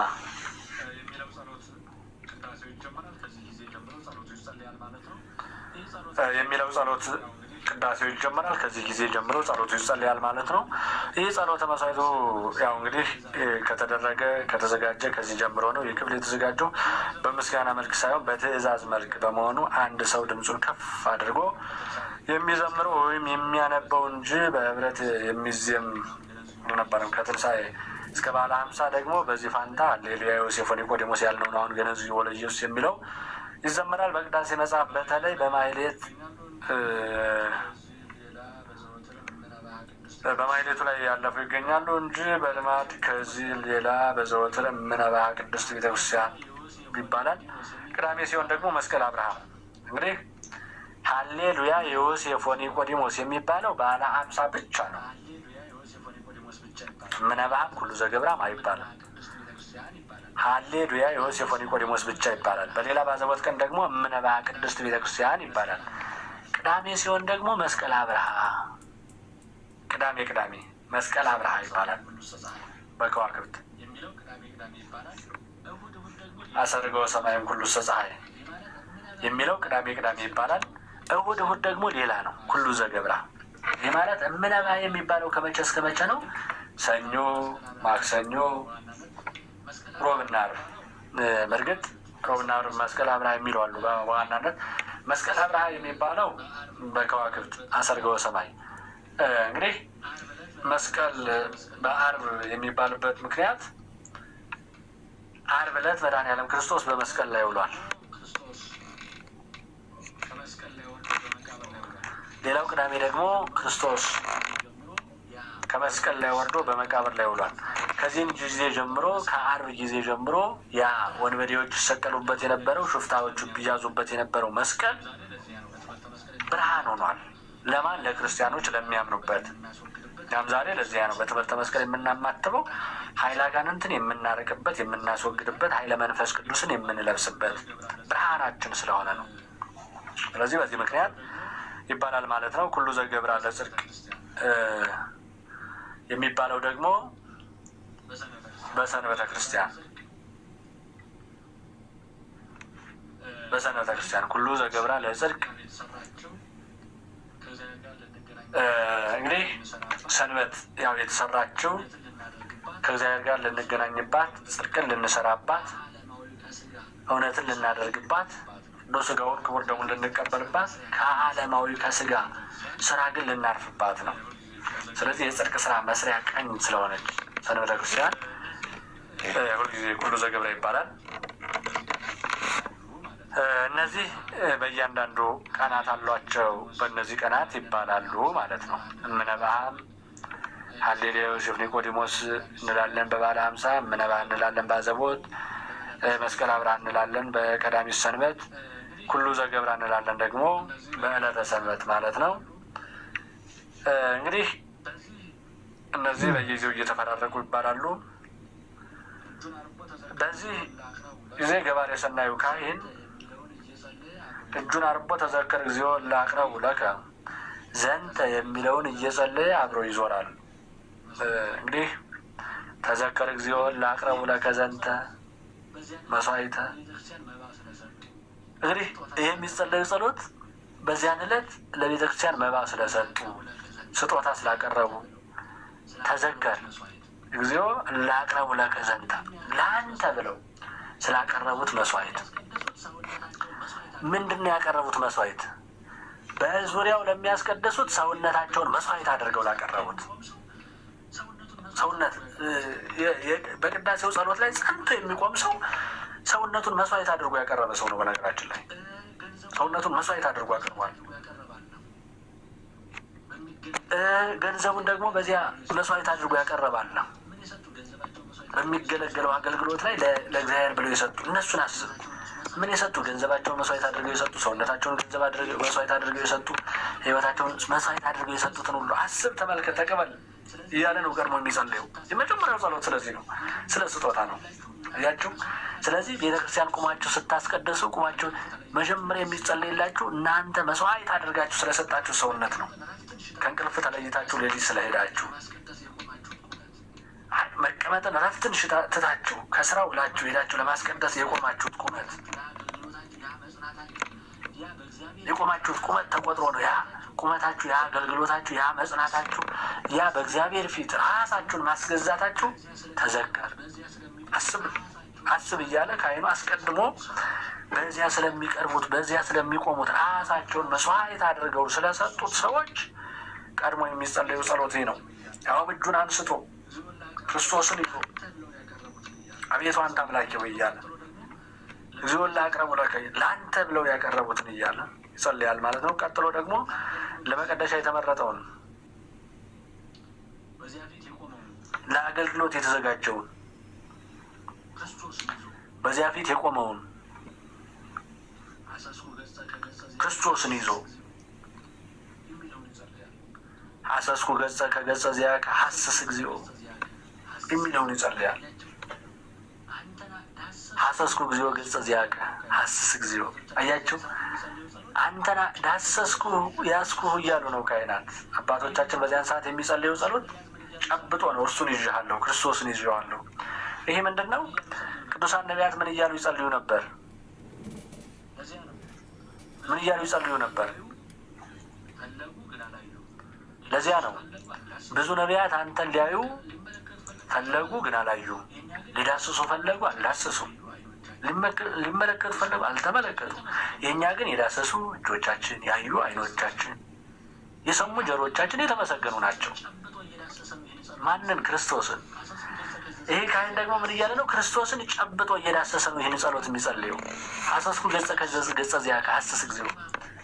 አንተን ያስኩ ጨበጥኩ፣ አንተ ደግሞ የኔን ህይወት ተመልከት፣ ዳብስ፣ በህይወቴ ውስጥ ግባ፣ በልቤ ውስጥ ረፍ፣ ሰውነቴን አጽናው፣ ደካማነቴን አርቀው፣ ብርታትን አድለኝ፣ ኃይልን ስጠኝ እያለ እሱን ጨብጦ እሱን ዳሰው በላ ነው፣ ጨበጥ ነው፣ ዳሰስ ነው እያሉ የመሰከሩትን ቅዱሳን ሐዋርያት ካህኑም ይዞ መስክሮ የሐዋርያት የኛ ይናል። ዛሬ ደግሞ ካህናቱን ሐዋርያቱን የወከሉ ካህናት ናቸው፣ ካህናት አባቶቻችን እና ካህናት ይህን ይዘው ጨብጠው ዳስሰው እሱን እየዳሰሰ ሐሰስኩ እግዚኦ ገጸ ዚአከ እያለ ጨብጦ ይጸልያል ማለት ነው። ቀጥሎ ደግሞ አውሎጊዮስ ጀሪዮስ እያለ ይጸልያል።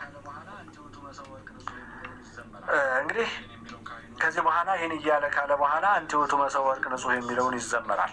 ይህን የሚለው ካህኑ ነው። አስቀዳሹ ደግሞ እሱ ስለ አስቀዳሹ እየጸለየ ነው። ስለ አንተ አንደበታቸውን መስዋዕት አድርገው፣ ሰውነታቸውን መስዋዕት አድርገው፣ ሕይወታቸውን መስዋዕት አድርገው ስለመጡ አስባቸው፣ ተዘከር፣ አስብ እያለ ነው። አስባቸው፣ እነሱን አጽናቸው፣ አበርታቸው እያለ ነው። ህዝቡ ደግሞ አንቲ ውእቱ መሰወ ወርቅ እያለ ይጸልያል። በዜማ እንጮሃለን ማለት ነው። አስቀዳሹ አንቲ ውእቱ መሰወ ወርቅ ንጹሕ እንተ ውስቴታ መና አቡ ህብስት ዘወረደ እምሰማያት፣ ከሰማይ የወረደ መና፣ ከድንግል የተወለደ ከስጋዋ ስጋ ከነፍሷ ነፍስ ነስቶ የተወለደ መሰወ ወርቅ የተባለች እመቤታችን፣ በመሰወ ወርቁ የተገኘ ደግሞ ክርስቶስ ከእመቤታችን የነሳው ስጋ ከስጋዋ ስጋ ከነፍሷ ነፍስ የተዋሃደው መለኮት አምላክ የተዋሃደው ስጋ ስለነ እሱን እያሉ ህዝቡ ይጸልያሉ።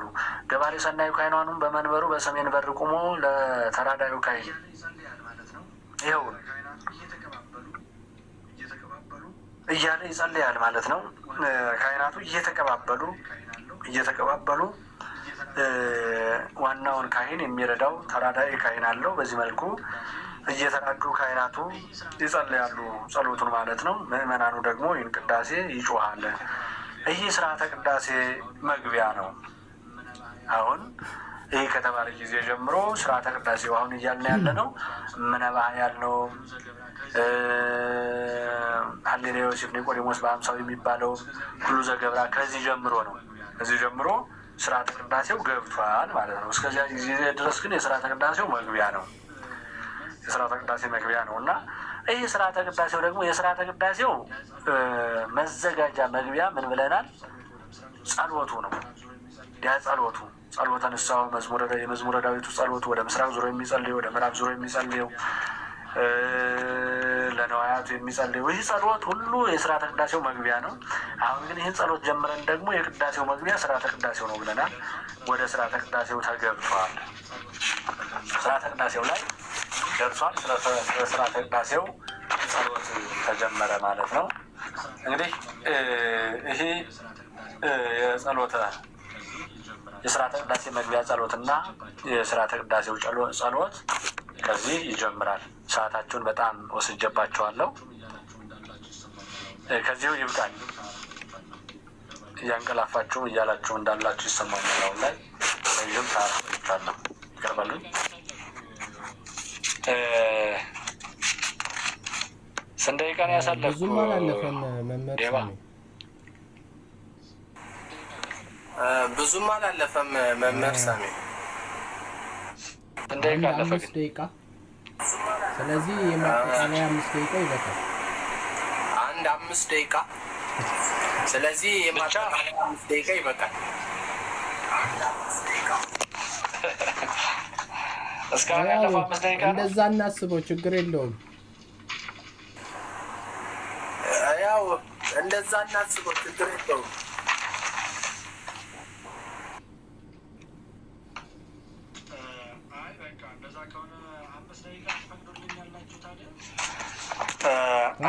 እንደዛ ከሆነ 5 ደቂቃ ትፈቅዱልኛላችሁ ታዲያ? ያጠቃሉት በ5 ደቂቃ ይደክማቸዋል ብዙ ወጦቻችን።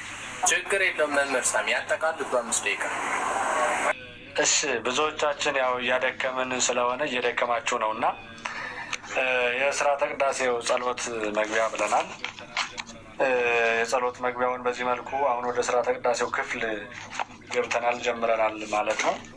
እንግዲህ እሱ ቀጥሎ ቅዳሴው ኩፉ አኮቴት የሚለውን እየጸለየ አንድ ጊዜ መንበሩን ይዞራል። በዚህ ጊዜ ያው እንግዲህ ቄሱ ዋናው ቄስና ተራዳዊው የሚቀባበሉታል። የሚቀባበሉበት የሚያደርጉት ከዚህ ወደዛ ከዛ ወደዚህ የሚያመጡበት ምክንያት ጌታችን መድኃኒታችን ኢየሱስ ክርስቶስ እንግዲህ የጌቴሴማኒ ከጌቴሴማኒ ወደ ጎልጎታ ከጎልጎታ ወደ ብዙ አንገላትተውታል። ከፊት ወደ ኋላ ከቀኝ ወደ ግራ ያንገላቱበት ስላለ ክርስቶስንም ከዚህ ወደዚህ ከዚያ ወደዚህ የሚሄደው የሚመጣው ለዚያ ነው እና የተንገላታው እንግልት ስላለ በዚያ መልኩ ነው። ከዚያ ቀጥሎ ደግሞ ያው እንግዲህ እያንዳንዳቸው በር አለ። የሐና በር፣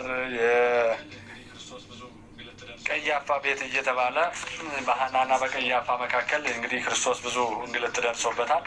በዚህ መካከልም የሚፈጸሙ ስርዓታት አሉ እና በዚህ መልኩ ይከናወናል ማለት ነው።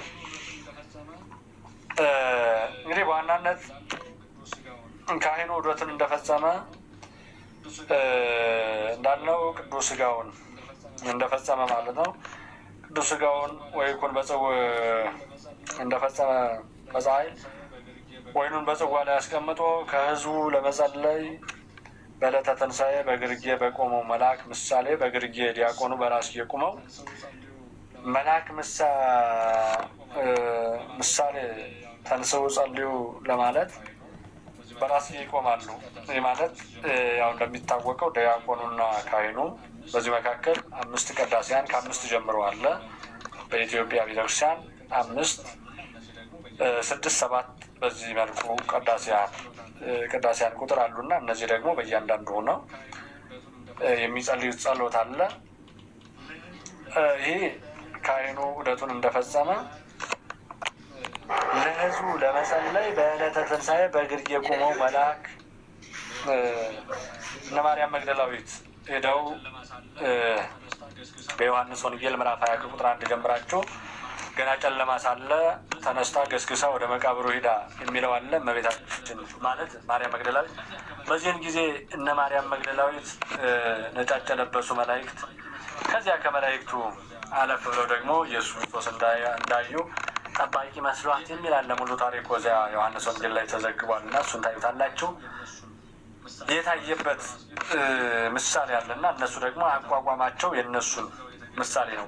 በራስጌ በግርጌ መላእክቱ የቆሙበት አለ። ቅዱስ ሥጋው የተገኘበት አለ። በዚህ በመካከል አድርገው ነው ቅዱስ ሥጋውን በመካከል አድርገው ዲያቆኑ ቄሱ የሚቆሙበት መቆሚያቸውን ካህናቱ በቤተ መቅደስ የሚቆሙበትን በተመለከተ ነው። ቀጥሎ ክርስቶስ አምላክነ ዘበአማን እግዚእነ ዘወልከ ውስተ ከብካብ ሀበ ጸውዕ ምንድነው? ክርስቶስ አምላክነ ዘበአማን እግዚእነ ዘወልከ ውስተ ከብካብ።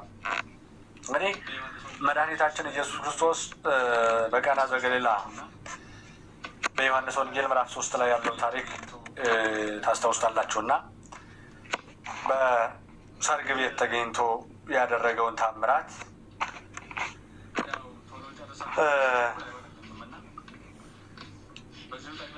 ያው ቶሎ ጨርሳለሁ ብዬ ስቸኩል አይሆንልኝም እና በዚሁ ጠቅላላ አድርጌ አቋርጬ እንደ አዲስ ጀምር ነው የሚሻለኝ። ረዘም ያለ ስለሆነ ትንሽ ላቆያችሁ ስለምችል ይሄ ደግሞ ሊያልቅ አይችልም እና አይሻልም ዴባ ከሰጣችሁኝ 10 ደቂቃ ቀስ ብዬ ልጨርስ። ነገር ግን ያው ዞሮ ማለት ይሄ ያው ቀጣይነት ያለው ኮርስ ስለሆነ ረዥም ነው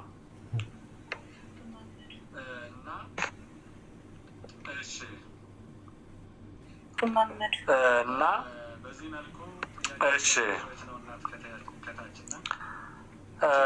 በዚህ መልኩ ጥያቄም እያቀረበች ነው እናት ከታችና ችግር የለውም።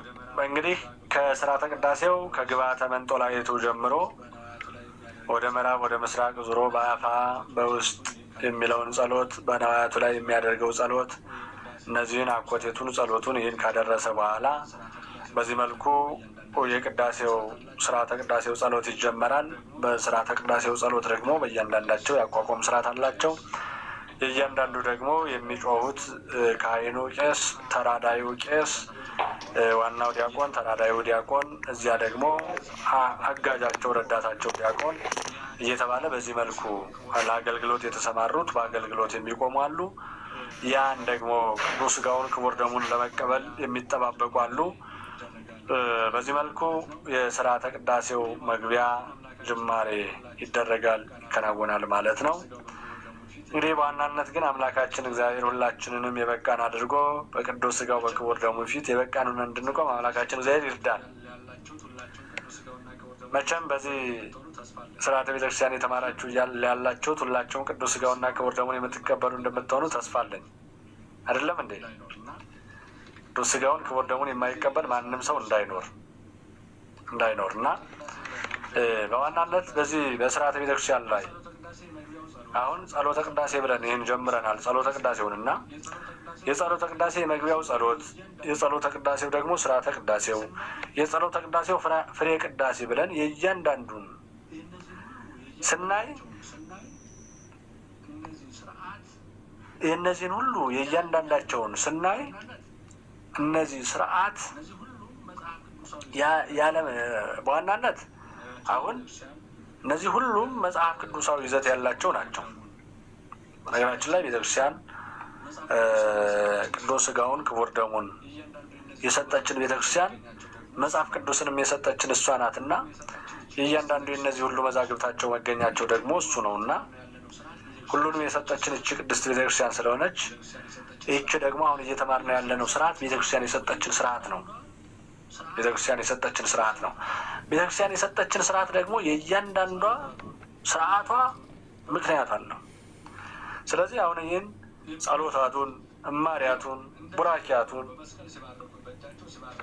የምንለው እንዲያው እንደዚህ አድርገው በመስቀል ሲባረኩን፣ በእጃቸው ሲባረኩን በእያንዳንዱ ላይ ምክንያት ስላለው ነው። ያን ለማየት ነው ይህን እያነሳ ነው ያለ ነው እና በዋናነት ቡራኪያቱ ሕጽበት ነው፣ መታጠብ ነው ያልነው። ጸሎት በቡራኬ ጊዜ ያለ ጸሎት ቡራኬ የለም። እየተጸለየ ነው የሚባረከው። እየተጸለየ የሚባረከው ደግሞ እኛ እንዲያው ዝም ብለን በማወቅ ባለማወቅ በመውጣት በመውረድ ሰው በመሆናችን ብቻ የምንቆሽሸው የምናደርገው ስላለ ያንን ለማጠብ ነው፣ ያን ለማንጻት ነው። ያወቅነው የጎላው የተረዳው አብይ ኃጢአቱን እሳ ገብተን እናደርገው እናነጸዋለን። ነገር ግን በአንደበት መሳት ባለማወቅ በመስራት የእነዚህ የስራዎቹ እንዲያው የተለያዩ ስራ ስላላቸው በነቢይ በገቢር አለ የሚትባል በሀሌው አሁን የሀሌው ኃጢአት በራሱ ብዙ የሀሌው ኃጢአት ራሱ ተከፍሎ የሚታይበት እንደተደረገ ተደርጎ የሚታይ ሀሌው አለ። እንደተደረገ እንደሆነ ተደርጎ በተደረገ ቁጥር የተደረገ ኃጢአት ደግሞ ከሀሌው በታች የሚታይበት ምክንያት አለው እና እነዚህ ዝቅ ያሉት እንዲያው አንደበታችን በመሳት እግራችን በመራመድ እጃችን በመሳት የሚያደርገውን ነገር ሁሉ ለማንጻት የሚጸለይ ጸሎት ነው። ከዚህ በፊት እስካሁን ያየነው ጸሎት እነዚህን ሁሉ ለቅዱስ ሥጋውና ለክቡር ደሙ እንድንበቃ ያንን የሚያነጻ ጸሎት ነው። ስለዚህ ቅዱስ ሥጋውን ክቡር ደሙን የምንቀበለው እኛ በቅተን ሳይሆን እነዚህ ጸሎታት አባቶቻቸውን በጸሎታቸው ስለሚያግዙን፣ በዚህ ስለሚያነጹን፣ ስለሚያበረቱን፣ ስለሚያጠነክሩን ነው። ለዚህ ሁሉ ግን መድኃኒቱ ምንድን ነው ከተባለ በተቻለ መልኩ የታወቀው የተረዳውን ኃጢአት ንስሐ ገብቶ ሌላውን ኃጢአት ደግሞ ይህ እንደሚያደርግልን አባቶቻችን በጸሎታቸው እንደሚያግዙን እንደምንዘልቀውና እንደምንጨርሰው አውቁ ወደ ቅዱስ ሥጋውና ወደ ክቡር ደሙ መቅረብ ነው። ስርዓቱን መማር ብቻ እንዳይሆን ይህን እንድንማር አምላካችን እግዚአብሔር ይርዳን። አሁንም በስርዓተ ቅዳሴው ላይ ነው ያለ ነው የምንጀምረው። የስርዓተ ቅዳሴው ምስክርነት ምስክርነት የሚለው ላይ እንጀምራለን። እዚህ ላይ ታስታውሱኛላችሁ። ምስክርነት ወደኋላ አንዳንድ መናገርና ማስታወስ ያለብን ካለ እናነሳለን። በዋናነት ግን ምስክርነት ብለን እናነሳለን። የትምህርታችን መነሻ የሚሆነን ምስክርነት ነው። ያለነው ምዕራፍ 2 ላይ ነው። ለዛሬው ግን እንግዲህ ብዙ ያቆያችሁ ይመስለኛል። አንድ 20 ደቂቃ ምናምን ሳናልፍ አንቀርም ይመስላልና ስላቆያኋችሁ እጅግ በጣም ይቅርታ። ስለነበረን ቆይታ ሁሉ አምላካችን እግዚአብሔር ስሙ የተመሰገነ ይሁን። ያስተማረ